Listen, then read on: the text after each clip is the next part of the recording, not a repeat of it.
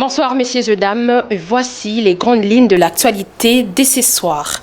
10 ans des travaux forcés et 5 ans d'interdiction d'éligibilité, c'est la peine prononcée par la Cour constitutionnelle à l'encontre de l'ancien Premier ministre Augustin Matata Ponyo. Le verdict est tombé ce mardi 19 mai 2025.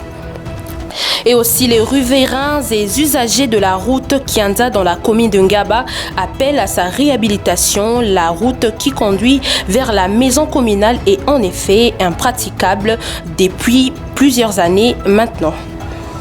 Enfin, un classico congolais décevant ce mardi au stade de Martyrs. Vita et Mazembe se sont neutralisés lors du match comptant pour la 7e journée de play-off du championnat national Linafoot Ligue 1. À suivre les développements dans ce journal. Affaire Bukanga Lonzo, la Cour constitutionnelle a rendu son verdict ce mardi 20 mai 2025. La plus lourde peine est celle écopée par l'ancien Premier ministre Augustin Matata Ponyo, condamné à 10 ans de travaux forcés pour détournement des fonds public. L'ex-gouverneur de la Banque centrale du Congo, Deogracias Mutombo, quant à lui, est condamné à 5 ans de travaux forcés. La Haute Cour a aussi déchu les décondamnés de leurs droits civiques pour les 5 prochaines années. Suivez. Dit que les 2 infractions de détournement des deniers publics commises par les prévenus Matata Ponyo Mapon Augustin sont en concours matériel. Le condamne de ce chef à une peine cumulée de 10 ans de travaux forcés. En outre, prononce les peines complémentaires ci-après.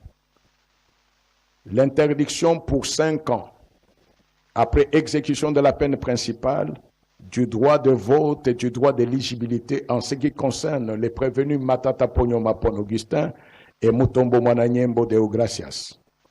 L'interdiction d'accès aux fonctions publiques et para-étatiques, quel qu'en soit l'échelon à charge des mêmes prévenus Matata Ponyo Mapon Augustin et Mutombo Mwananyembo Deogracias.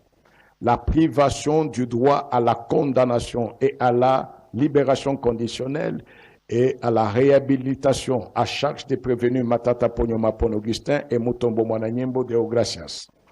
L'expulsion définitive du territoire de la République démocratique du Congo après l'exécution de la peine à charge du prévenu Globler Christo Stéphanous ordonne la confiscation des biens au prorata de la somme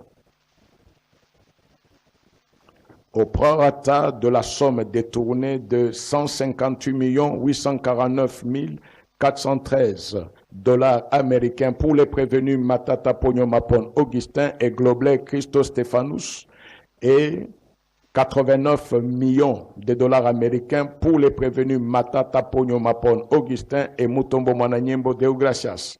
Condamne chacun des prévenus au tiers des frais d'instance payables dans le délai légal. À défaut, ils subiront une contrainte par corps de 30 jours.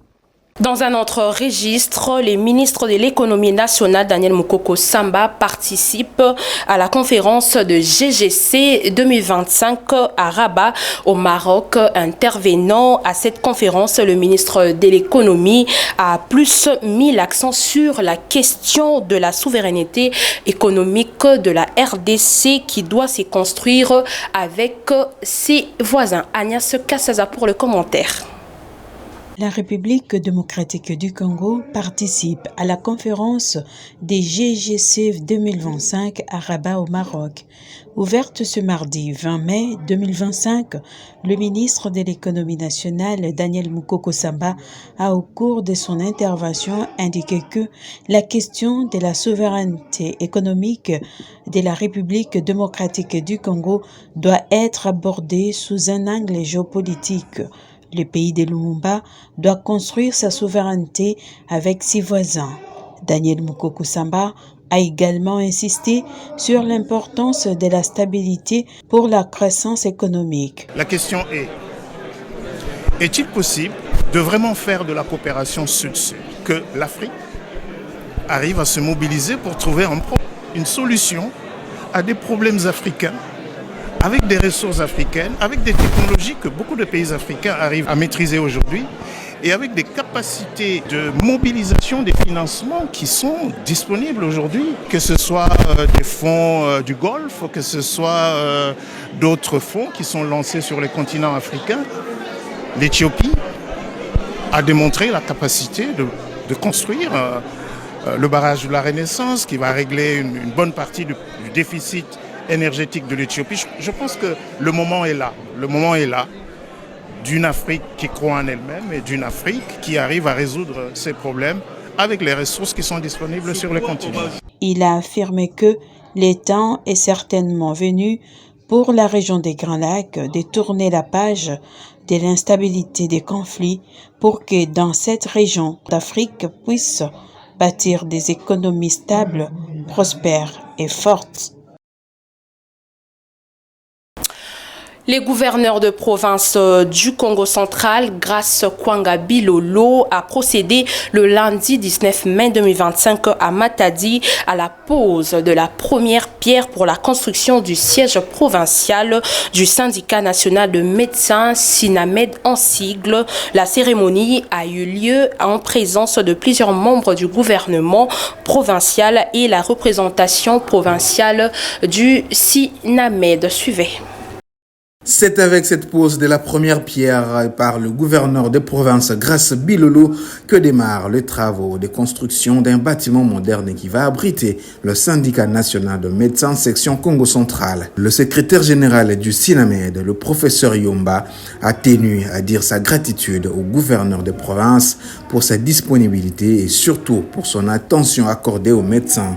Au nom du bureau national que je conduis, ainsi qu'au nom de l'ensemble des médecins adhérents au syndicat national de médecins, je tiens sincèrement à remercier du plus profond de mon cœur le gouverneur de province, son Excellence M. Grace Kwanga Maswangi Bilolo, pour l'honneur qu'il fait à la corporation médicale de la province. Votre présence en ces lieux nous honore énormément. Il faut dire que la matérialisation de ce projet de construction est l'une des recommandations faites lors du congrès national tenu en 2022 à Kinshasa. Restons toujours dans les Congo central, à Boma, où les bureaux et services du parquet près les tribunaux de paix seront temporairement délocalisés. Cette mesure s'inscrit dans le cadre du projet Boma Ville Durable. Cette annonce a été faite par le bourgmestre de la commune de Kalamou, Abed Loussakweno, après une visite d'inspection du site du service de l'hygiène identifié pour accueillir provisoirement les parquets et tous les services communaux. Suivez. Cette annonce de la délocalisation temporaire du parquet de Boma dans le cadre du projet Boma Ville Durable financé par l'Agence française de développement AFD est une nouvelle encourageante pour l'amélioration des infrastructures et des services dans la province du Congo central. Au-delà d'une simple réhabilitation, cette initiative témoigne d'une vision plus large des développements urbains et social, transformant un bâtiment judiciaire à un espace dédié à la jeunesse. Cette délocalisation, bien que temporaire, est une étape nécessaire pour permettre la réhabilitation du bâtiment et sa future transformation en maison des jeunes. Ces gestes symboliques et forts, il s'agit de passer d'un lieu d'application de la loi à un espace de construction de l'avenir. La jeunesse de Boma aura ainsi accès à un lieu qui lui sera propre, favorisant son épanouissement et son engagement citoyen. La visite d'inspection du bourgmestre de la commune de Kalamou confirme l'engagement des autorités locales dans la bonne marche de ces projets. Nous avons fait la ronde, nous avons constaté les objectifs, il n'y en a pas assez. Le premier objectif, c'est de voir comment on pouvait loger les personnels qui travaillent au niveau de la commune de Kalamou. Un jour, si les projets de la réhabilitation de la maison des jeunes que nous appelons maison du parti du temps ancien, Et aujourd'hui, c'est des bâtiments qui est occupé par les parquets. Cette maison est retenue dans le projet pour que ça soit réhabilité. Cependant, il est crucial de suivre de près la mise en œuvre de ce projet pour s'assurer que la délocalisation s'efface sans entrave majeure pour les justiciables et que la transition vers la nouvelle maison des jeunes soit fluide et bénéfique pour la communauté. La réussite de cette initiative pourrait servir de modèle pour d'autres villes de la République démocratique du Congo, démontrant comment un investissement dans les infrastructures peut aller de pair avec un impact social positif et durable. Et puis dans un autre chapitre, pour soutenir l'initiative de collecte des fonds en faveur de l'action contre la faim dans le cadre de la semaine française organisée par la Chambre des commerces et d'industrie franco-congolaise, la ministre en charge des affaires sociales, Nathalie Aziza, était présente au cours de ces galas où elle a exhorté les participants à soutenir cette initiative qui lutte contre la faim et la malnutrition infantile. Agnès Kassaza pour le commentaire. Présente au dîner des galas caritatifs dédiés pour une action humanitaire à l'occasion de la Semaine française à Kinshasa, organisée par la Chambre des commerces et d'industrie franco-congolaise. Nathalie Aziza Monana, ministre des Affaires sociales, Action humanitaire et Solidarité nationale, a par l'occasion exhorté l'ensemble des invités à cette soirée à soutenir cette initiative qui consiste à collecter des fonds à faveur de l'action contre la faim, une organisation qui lutte contre la malnutrition infantile. Nous sommes tous concernés directement ou indirectement. Et j'apprécie et je remercie aussi les organisateurs. En tant que gouvernement central, je suis très fier d'être là. Quand je vois qu'il y a des personnes qui s'impliquent pour accompagner notre gouvernement, ça montre que vous aimez notre président de la République, chef de l'État, Félix-Antoine Tshisekedi-Tshilombo, vous croyez en lui. Moi, je le présente de ma façon.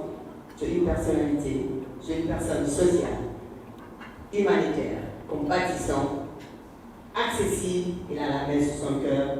Quand je vois que bon, vous aurez dû être ailleurs, mais vous êtes là ce soir, c'est pour accompagner le social et l'humanitaire pour notre pays. Pour sa part, le président de la Chambre du commerce et d'industrie franco-congolaise, Bertrand Bisengimana, a remercié la ministre des Affaires sociales pour l'attention qu'elle a accordée à cette rencontre caritative. Pour cette occasion, je voudrais remercier son Excellence Madame Nathalie Aziza Monana, ministre des Affaires sociales, Action humanitaire et Solidarité nationale, pour sa présence à notre dîner de gala caritatif.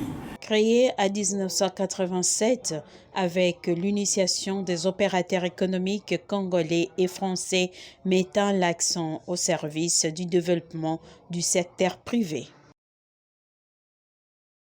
L'autisme demeure un sujet souvent méconnu et mal compris en République démocratique du Congo. Cependant, des efforts locaux émergent pour modifier la perception de ces troubles que les experts définissent comme une différence. À Kinshasa, une association a mis en place une approche unique en accompagnant à domicile ces enfants autistes. Cette méthode offre un soutien personnalisé adapté aux besoins spécifiques de chaque famille. Lydie Djamba pour le commentaire.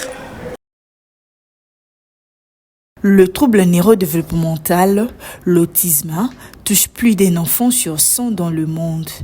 Détecté dès l'enfance, il affecte la communication, les interactions sociales et provoque des comportements atypiques. À Kinshasa, l'association Action Autisme RDC encadre une dizaine d'enfants atteints d'autisme. Âgés de 4 à 12 ans, elle milite pour une meilleure compréhension de ces troubles et surtout une prise en charge adaptée. À Ngiringiri, sur Birmanie, une famille a vu son quotidien bouleversé lorsqu'elle a compris que leur fils était différent. L'enfant de 10 ans ne va pas à l'école. Ses parents ont décidé de le garder à la maison. Avait du mal à articuler un mot de sa bouche. Il était très agité et violent. On n'arrivait pas à le maîtriser. Il faisait tous ses besoins dans ses habits, urine et sel. Je me pensais 2 fois la question. Je me posais 2 fois des questions s'il n'était pas envoûté par des esprits mauvais. On était devant un dilemme. On ne sait quoi faire. Il a besoin de quelque chose. Il ne s'exprime pas. S'il a sommeil, il monte sur une table, même sur un mur pour s'endormir. À côté de la prise en charge à domicile, certains enfants autistes sont intégrés dans des écoles spécialisées. Selon la température, si ça fait chaud en tout cas, les enfants ne comprennent vraiment pas.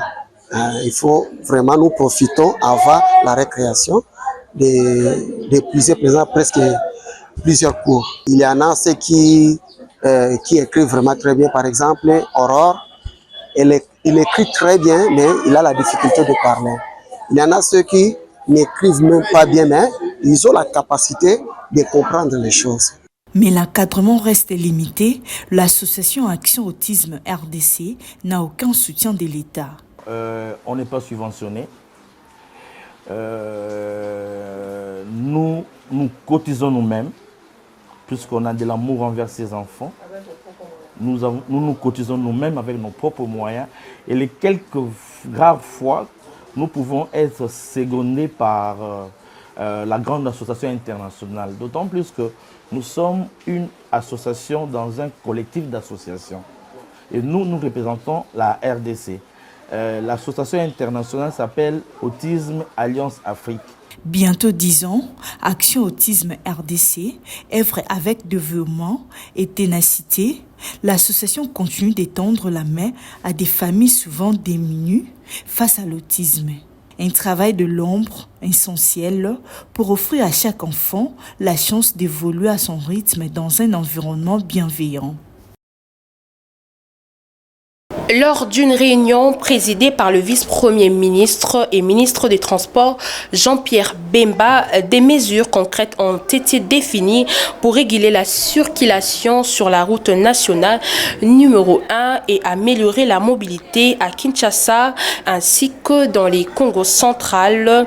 Ont pris part à cette rencontre les gouverneurs de Kinshasa, Daniel Bumba, les ministres provinciaux des Transports, Bob Amissi, ainsi que les représentants de la FEC et aussi de l'intersyndicale des transports, de la SENPER et de la police nationale. Suivez ces propos recueillis.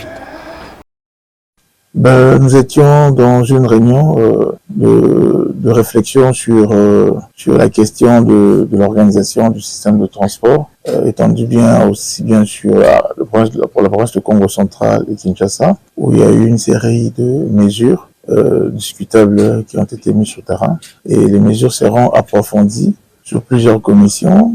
Il y a les amis de la FEC qui sont avec nous, il y a l'intersyndicale, la CNPR et la police, pour pouvoir juguler beaucoup de préoccupations qui se posent par rapport au transport et à la mobilité, non seulement urbaine pour la ville de Kinshasa, mais également, comme je disais tantôt, la province du Congo central. Et je pense que les mesures seront communiquées d'ici là, et ceci a pour objectif de rendre plus fluide la circulation, mais également organiser tout ce qu'il y a comme désordre qui est entaché à ces secteurs. Et en société, la route des Kianza, située dans la commune d'Engaba, est dans un état de dégradation avancé depuis plus de 3 ans. Cette situation est principalement due au refoulement des eaux provenant d'un caniveau obstrué, notamment au niveau du marché Wenze Yangaba. Ces riverains et usagers n'ont pas d'autre choix que de constater avec impuissance. Maravilia Nyamina nous en parle. C'est la route qui mène vers la maison communale d'Engaba est donc bien connue par les autorités de cette municipalité. Son état piteux qui dure depuis des années a des conséquences désastreuses pour les riverains et les usagers de cette route.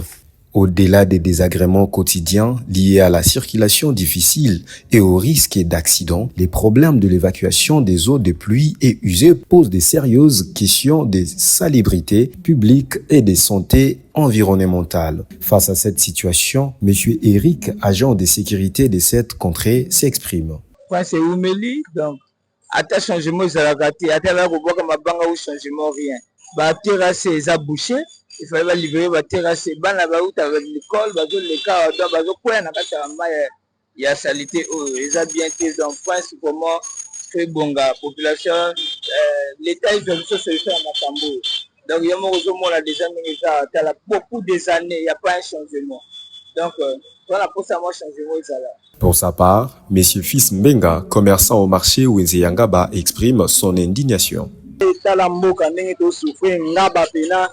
Terrasse nous se boucher donc prince kutu moya ko lebeza que salité makasi donc toyeba te bakonzi bazapi pona ko bongisela biso mboka toyebite ceux qui bazomona te et ceux qui bango baza na pays mususu ceux qui baza awa toyebite bon tala mboka salité ba terrasse boucher donc ba bongisela biso même si nzela pas moyen de transport ça là bana classe aba uche koya na mai nzela ezate bakonzi bazo kipe na bango ta eloko moko te.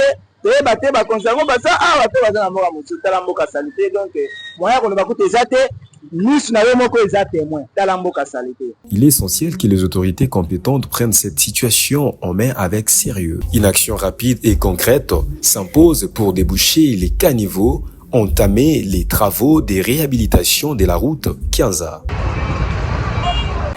Pour finir, prenons cette brève sportive. Ni vainqueur, ni vaincu entre l'association sportive Vita Club de Kinshasa et les tout-puissants Mazembe de Lubumbashi à l'issue d'un classico congolais en plément disputé ce mardi 20 mai 2025 au stade de Martyrs de la Pentecôte en match comptant pour la manche allée de la phase cruciale du championnat national congolais l'INAFoot Ligue 1. Un classico neutre de part et d'autre, un Mazembe dominant, en termes d'occasion franche.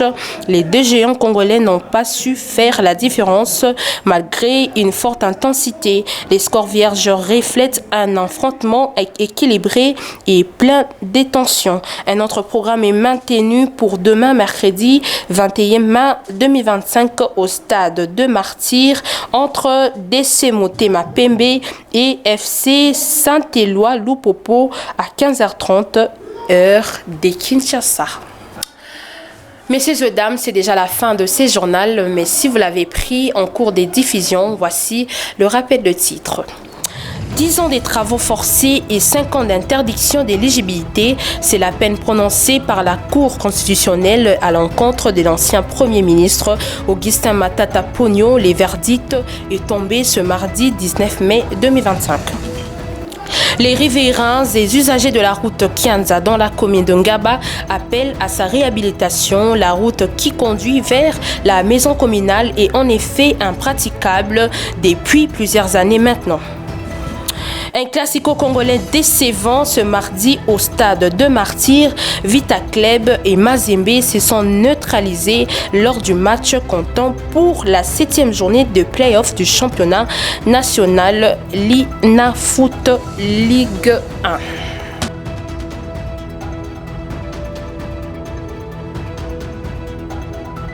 Vous l'avez remarqué que nous sommes déjà à la fin de ce journal. Merci de nous avoir suivis et restez branchés sur la RTVL. Au revoir.